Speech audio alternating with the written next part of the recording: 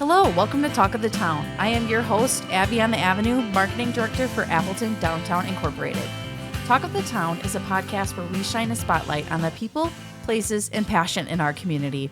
Each episode, we engage in meaningful conversations with community ambassadors and local business owners as they share their stories about what makes our district thrive.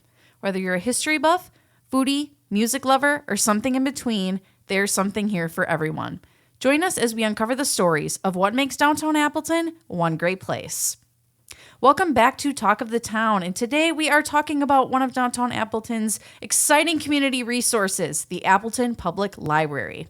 Joining me today is Karen Stern, Child's Library Assistant, and Peter Kotarba, Community Partnerships Supervisor. And summer is one of the busiest times and most exciting times at the library, with so many great reading challenges, events, activities, and opportunities for all ages to learn and explore and, of course, have fun. We'll talk all about this year's summer reading program, exciting events happening throughout the season, and some of the incredible features and resources available in the newly renovated library. Please help me welcome Karen and Peter. Hello. How are you guys doing today? Doing well. How about yourself? Good. Excited to have you on the podcast, talk about the library, the brand new, beautiful library. It's just so exciting, so many great things. But before we dive in, I just want you guys to tell us a little bit about yourselves, kind of your background, and what has led you to working at your position in the library. I'm Karen Stern. I am the early childhood library assistant and moved here from Fairbanks, Alaska. I've been in libraries since 2003 and have just thoroughly loved it and enjoyed it, and I'm excited to be part of the early childhood department area of that. And my primary programs are preschool story time and bouncing babies. So it's pretty awesome. So cute. It yes, is. Absolutely. And I'm Peter. I'm the Community Partnerships Supervisor at the Appleton Public Library. I'm in libraries because I'm a lifetime learner myself. I'm passionate about community building and love to be in the city of Appleton as well. Yeah, absolutely. Yeah. So you guys kind of talked about your positions at the library. How long have you been there, and what led you to wanting to work for a library, the libraries, however you have been? I started in 2018. I had been a school librarian for a long time, and the move from Fairbanks, Alaska to Appleton, Wisconsin was a bit different in what they expected of the school library, and this position came open, and I got really excited, and I'd always wanted to work in a public library, and it was a perfect opportunity. So I came in at the end of the summer and jumped right in, and it's been wonderful ever since. That's great. Yeah. How was the transition from Alaska to Wisconsin? Part of me is like, wow, is it that much different? But the whole 6 months of dark and light is also kind of it's not quite like that in a lot. It's a little different than what you think. Yeah. Because it up past the Arctic Circle is when you're going to have that 24 hours of daylight or 24 hours of night. But in Fairbanks, you get about 3 hours of daylight in the winter time, which doesn't seem like a lot. And a lot of people have what they call happy lights or sad lights, seasonal affective disorder lights on their desks and whatnot. But it's absolutely gorgeous, and Fairbanks in particular is a land of extremes. Oh my gosh. So I've seen it as cold as 65 below. Oh my gosh. And as warm as 110. So that's wild. It is pretty wild. So you were ready to go. You're like, Wisconsin's not that bad. Yeah, it's totally fine. I just had to ask that. I mean, Alaska, how cool. And I've been at the library for 2.5 years now in Appleton. Prior to that, I was working in a small rural library in Wisconsin. I'm working in admin and cataloging, so I'm really working with the books. But now I'm so happy to be in my role in the community partnerships section where we're working with teens and adults in the community. Yeah, absolutely. And I usually start the episode after we introduce to talk about the history of the organization or business that we have on the show. But there have been a lot of changes at the library the last few years, and I figured that would be a good place for us to start our discussion today, and the library's renovation and expansion and how big of a project that was. I mean, the whole community has watched it unfold the last couple of years and now has been enjoying it so much. So I just wanted to talk a little bit about why was that needed, and what are some of your favorite spaces or features in the library? Yeah, definitely. The library's mission is learn, know, gather, grow, your center of community life. And if you've been to the newly renovated library, you see that it truly is a center for community life, from study rooms and conference rooms to our large Mary Beth Nienhaus community room, and then the children's section, teen section. All walks of life are in the library, interacting with one another, not just reading, but also community events. We have plenty of informational opportunities as well. Oh my gosh, yeah. So much beyond just checking out books. And we'll talk about that later. But. Yeah, and I personally, one of my favorite spaces is the learning stairs. Just going to pop that in there because we've been doing lots of musical programs. And what I love about it the most is watching people throughout the library pause and just listen to the music that's emanating from that space. It's outstanding. It is very cool. And it is cool, like you just said, you can kind of look down and see so much of it from, whatever you're doing. And it's just such a beautifully built building. They did such a phenomenal job. And you can tell that every corner, everything was so thought out in how this would be perfect and how it will work for the community in all these different ages and reading and studying and meetings and exploring and just all the things. It's just it's so beautiful. It is. It is so nice that they truly listened to what we wanted. And Children's has an entire floor. So it's really wild down there, especially that summer has started. Yeah. We are very busy, but it is pretty outstanding down there. Yes, it is. It's such a great space for families to hang out. And I've only been a few times without having any kiddos of my own, but it is a super fun space down there and just a great way for them to unwind and learn and, all those different things, which is great. So, when did you guys officially open? February 25. February 15th, Okay. 2025. 2025. Yeah. So it's only been a year? Year and a little bit. Yeah. I really thought it was longer. Oh my goodness. So how has it been? I mean, truly, how has it been to just finally see it come to life? Yeah. And it's really amazing. Yeah. There was a vision for what spaces would be used for, and by and large, that vision has come to fruition. Yeah. And there are spaces that the community is using in a way we didn't anticipate, but we're so happy that they're using it in that way. You mentioned or asked about our favorite spaces. Yes. The Vera Stoner Flex Box is one of my favorite spaces. Oh, what is that? It's on the ground level. It's near our teen area. And just as the name suggests, it's a flexible space. So it has some comfy seating in there as well as butcher block tables and with seats around. We've got some television screens. We do a ton of programming in there.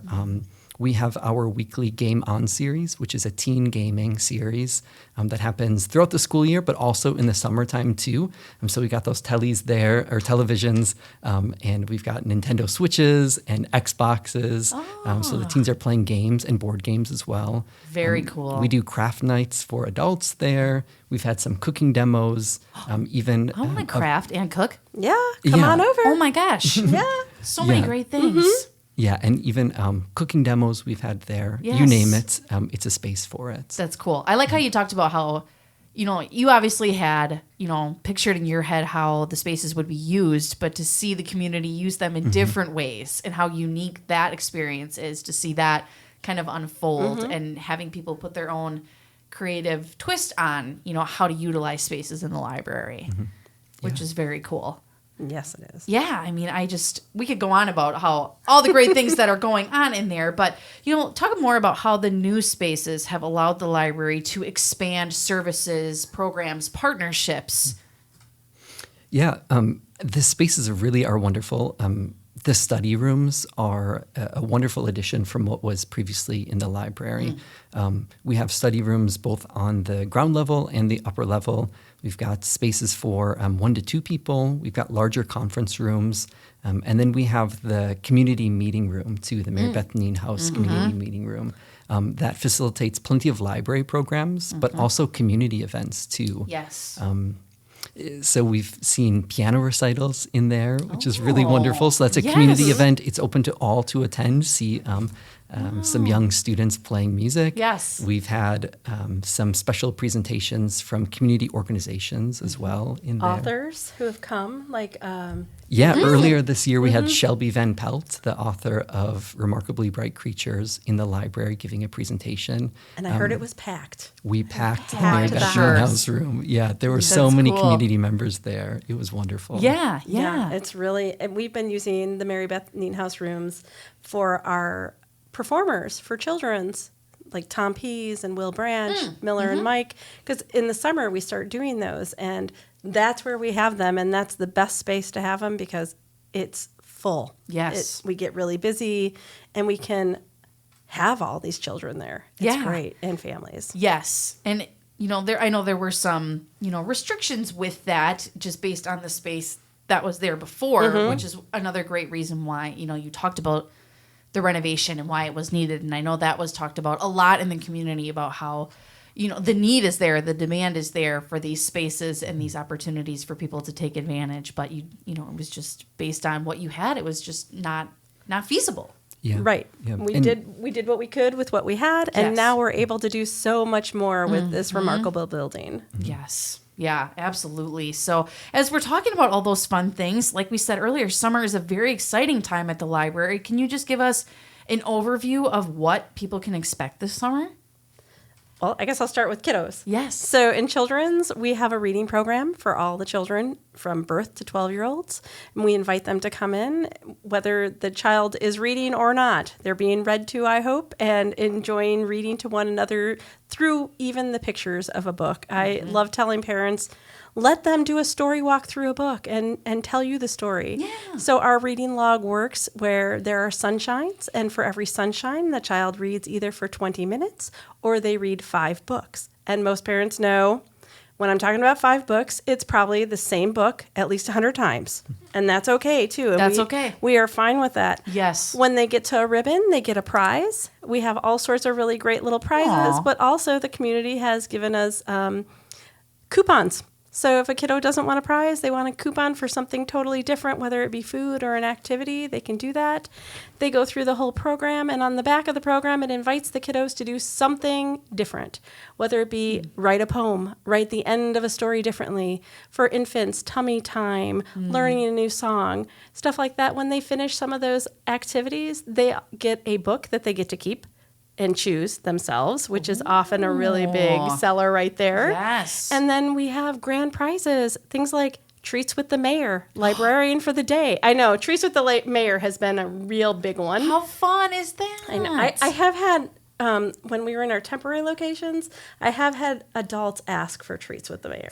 Just That's great. so you know. Yes. In the future. Yeah, you're going to have to expand that to the teens and adults program, too. Right. Yes. Yeah, so- and librarian for a day? That's Right. fun. It's just these experiences that kiddos don't often get a chance to do. We have very a unique. behind the badge experience with the police department, a ride to school in a fire truck if you live in the Appleton area and go to school in Appleton. What? You can possibly win a chance to take a ride in a fire truck. So pretty cool things. Wow. Yeah, and then we have our regular story times from preschool, bouncing babies, wonderful ones, time for twos. We have school age programs, school age STEAM. So getting out there and learning stuff. We have a Pokemon club that meets on Wednesdays, and we'll have big performers throughout June and July. Oh, my gosh. Yeah. So many things. So many. Yes. And that's just on the children's side, right? I mean, It's just Yeah, children. and that's only a sliver.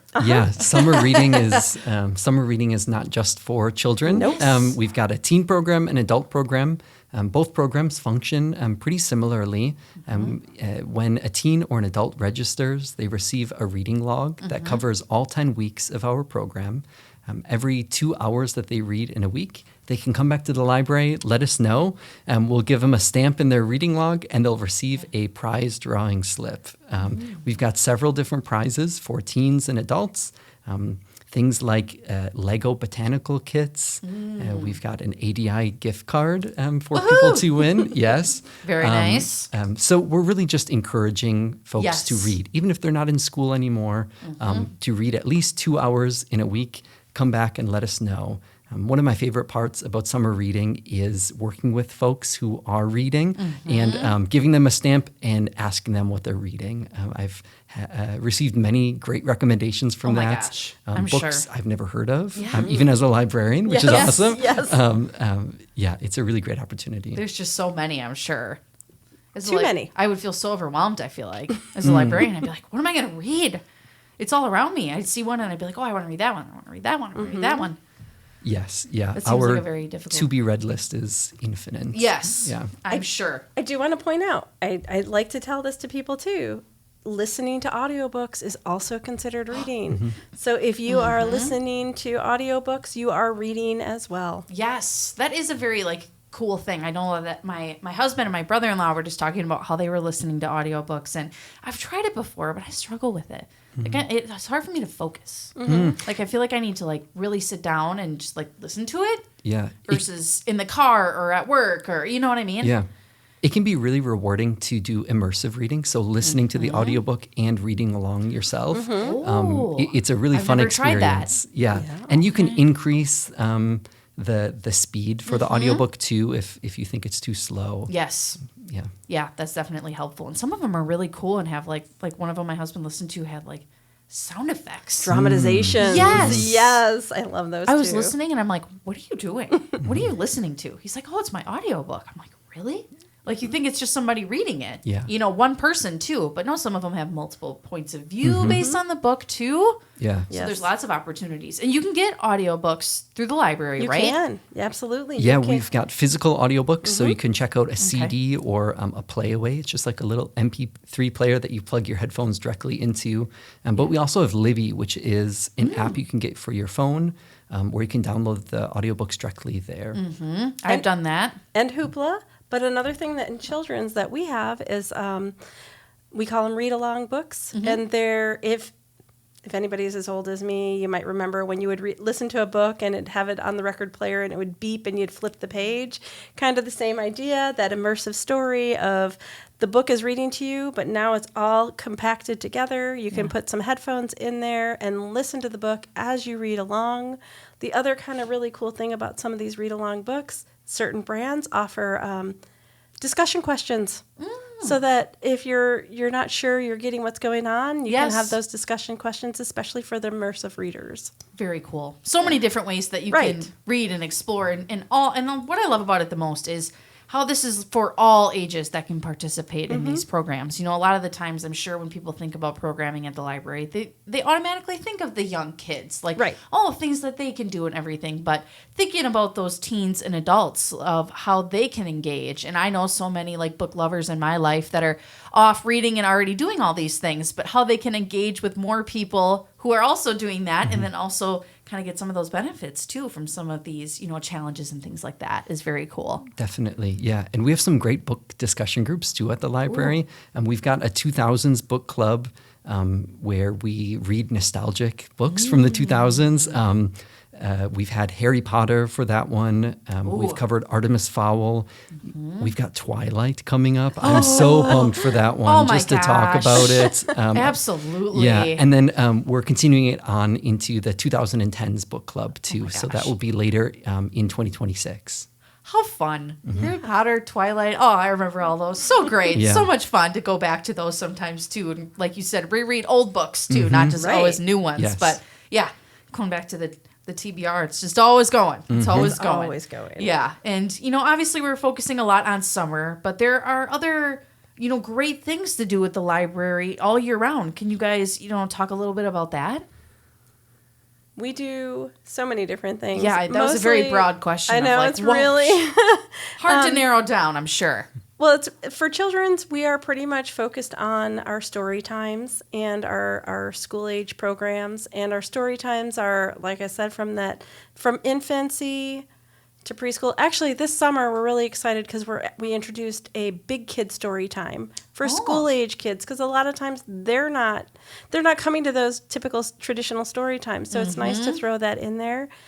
But we also do crafty programs for school-age kiddos during the school year. Yes. And we're always looking for more ideas and thinking of other things that we can incorporate into how we can use it in the library.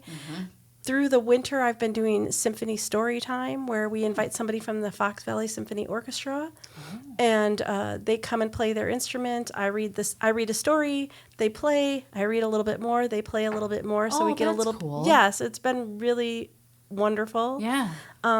So music programs. We do a lot of field trips for the schools, coming in and checking out the library, learning how to use the library, getting their own library cards as a field trip. Oh. There's just so many different things that we do on a constant basis. Yes. But there's always new ideas out there, and we're always seeking those and thinking of ways that we can implement those. Yeah, and Peter talked a little bit about some of the events, like you talked about the Game On and things like that. Are there other events, whether even if it's a one-time versus, that are both for the children and the teens that are coming up? Yeah, for teens, we've got Teen Tuesday. So every Tuesday at the library, we've got something for teens. In the summertime, our Teen Tuesday begins at 1:30. And in the fall or in the school year, it begins at 4:30 p.m. So just Teen Tuesday. If you know a teen, if you've got a teen in your life, there's something for them at the library on Tuesdays. Okay. And that's kind of more of the programming side of it, or is that more of the Yeah, definitely. reading? Okay. Yeah, it's a programming. This summer, they've got yoga for teens. Oh. They're designing canvas bags. DIY sensory lab, plenty of cool things for teens. Cool. I love that. And then for summertime in the children's, on Thursdays, we do, like I said, we did our big performers. So we have magicians, musicians, jugglers, dinosaurs kind of coming and happening usually on Thursdays. There's one of them that's on a Tuesday, so keep a look at the calendar. Yeah. And during the school year on Thursdays, typically during the day, Miss Teresa, who is our preschool librarian, and I go back and forth between music programs for littles and STEAM programs for littles. So mostly geared for our 3 to 5 year olds. Yeah. So cool about how much you incorporate music in the library. Yes. I don't think I realized that about the amount of playing, performing, people coming outside performing, but then also bringing performers in and tying that into programming and story times and things like that. We're doing a summer music on the stairs again, aren't we, this year? Yeah, we've got a summer concert series on the Bright Learning Stairs. So we'll have 4 performers throughout the summer coming in to share their music with us. Very cool. Yeah, local musicians. Yeah. I love that. Yeah. That's great. Bringing in that live music element to the library too. I love that we can do that at the library. Yes. You know, again, going back to that about just infinite possibilities that you guys can now execute in this space. And, as we're talking about the different programming and things, at what ages can the kids just come without an adult? How does that work in terms of when they're coming for these programs? Do the parents stay with them? For any of the younger programs, they stay with them. Okay. A child cannot be without a parent or an adult before the age of 8. Okay. So they have to have an adult with them by the age of 8. And it also really depends on your child's maturity. So if your child at 8 years old is not quite ready to be alone. Yeah, then, absolutely. Yes. But when we do our story times, we expect our adults to be in with the children in those story times. Yeah. School age is a little different because most of them are over 8. Sure. And, even as long as they come they're in the building, the adults are in the building with them for the school age programs. Sure. And they're keeping an eye on things. Yeah. Then children can often go and engage in those school age programs. Sure. Yeah. Awesome. So the parents can go look for books and things. Or help their other little reading. people. Yes. Because a lot of time there's more than one child. Right. And it's nice to be able to help them and guide them through finding their books. Yeah. But then also letting older children have that opportunity to explore without their younger siblings. Right. Absolutely. And I'm assuming that's kind of the same for some of the programming and things that you were talking about in terms of Game On and things. There would be parents that are with them for some of those. If you're a teen, come on down to the library. Okay. You can just come right on into Game On. Perfect. And, we'll take you. Yes. Awesome. I love that. Yeah. And we did talk about this, but the library isn't just a place to check out books. It's that community hub with all these programs and experiences, technology, all that stuff. If you guys could, talk a little bit more about some of the things that they can do beyond what we've already discussed and how like more things that you wish people would utilize at the library in terms of what they could do.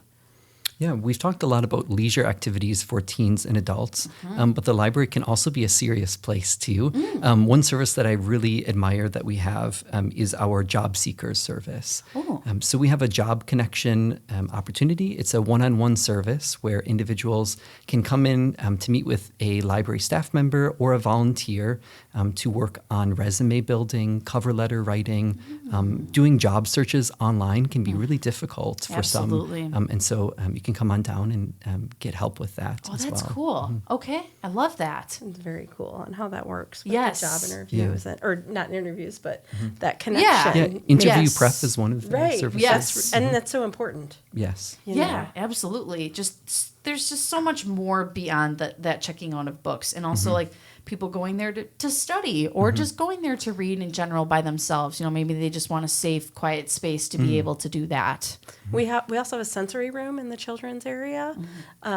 It's geared for anybody who it gets overstimulated and wants to take some time to go down in there, and people can utilize that room for 45 minutes at a time. They just have to sign up at the desk, and it's anybody who's over 16 can use it on their own, but if they're under 16, they need to have an adult with them in the room.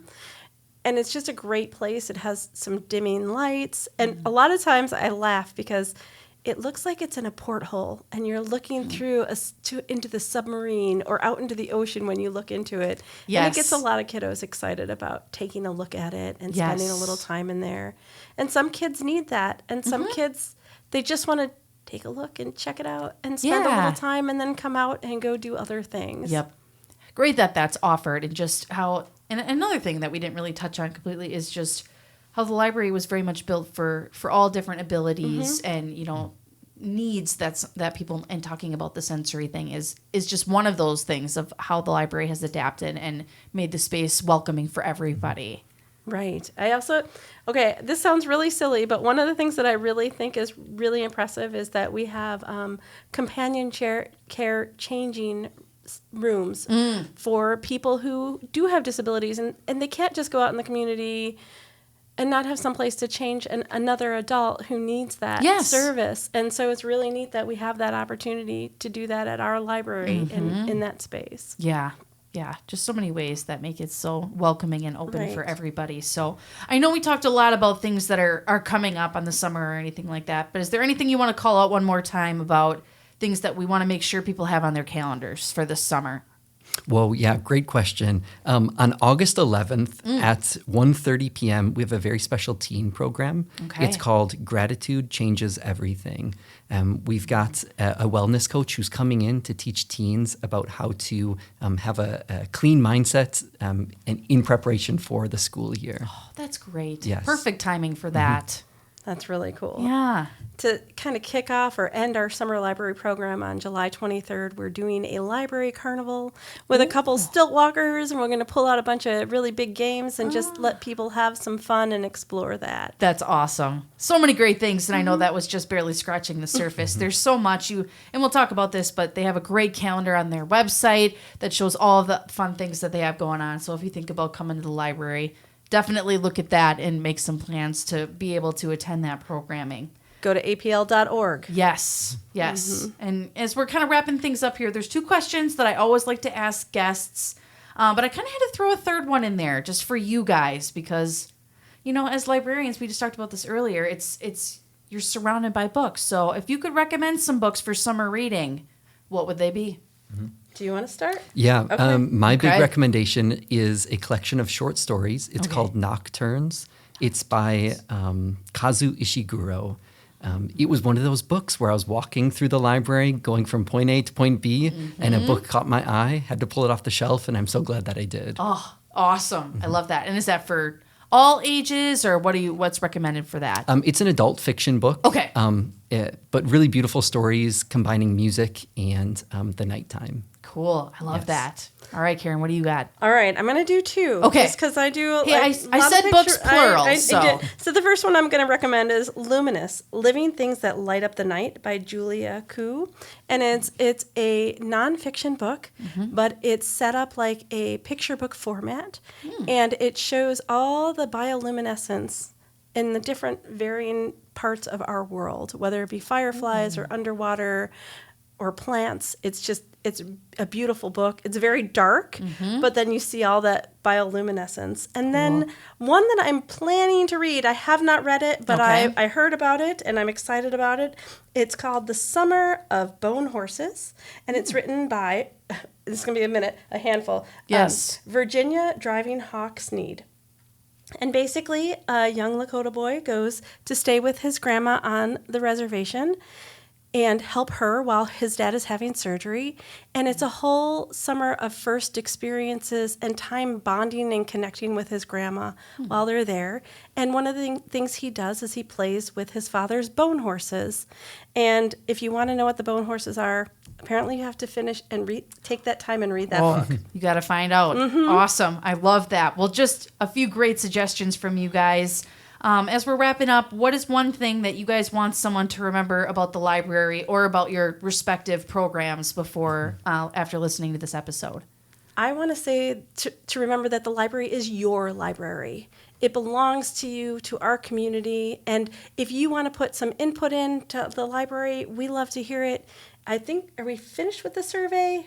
Oh, darn. Well, next time there's a survey about the library, fill it out and take that time. Yeah. Always welcome to give feedback, too, even outside of that. Right. Yeah. Absolutely. Yeah. Karen and I should have coordinated. I have written down, the library is yours. Look at that. Perfect. See, I love it when it's the same answer sometimes. I think that's great. Yeah. Yes. Awesome. All right. Last question.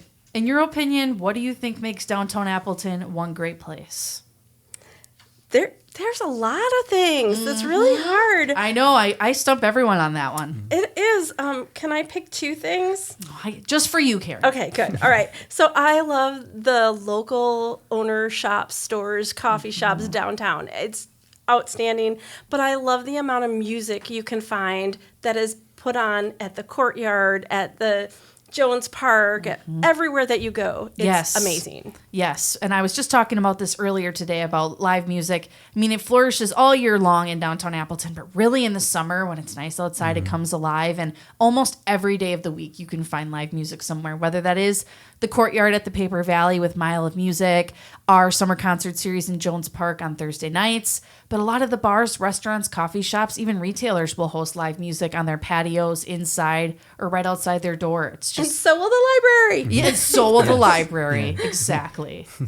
Yeah, apart from the library, one of my favorite aspects of downtown is the public art that we've got. And one of my favorite pieces is Appleton Aurora by Dale Eldred. So the next time you're driving over the Oneida Street Bridge to the library, look up over Lawrence Street and you'll see Appleton Aurora. So many great pieces of public art. It's Paint the City's coming back this summer to do another beautiful mural on the Spats building, which is great. So many places that you can find public art. So yes, well, thank you guys so much for joining us today and sharing all the exciting things coming up at the library this summer and even beyond that too. We appreciate everything you do, and the library is for everyone, so definitely need to check it out. Yes, great. Thank you. Absolutely. Thank you for having us. Absolutely. So whether you're looking for your next read, a family activity, a new skill, or simply a welcoming place to spend time, the library has something for everyone.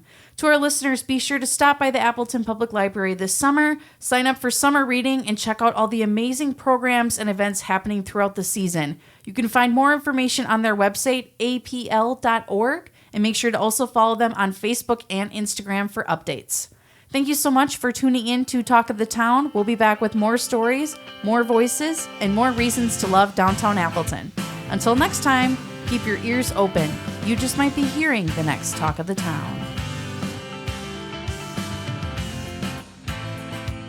This episode is brought to you by J. Geiger Consulting, a consulting firm specializing in J.D. Edwards Solutions and proud sponsor of Appleton Downtown Incorporated. Special thanks to local songwriter Amelia Ford for creating original music just for this podcast.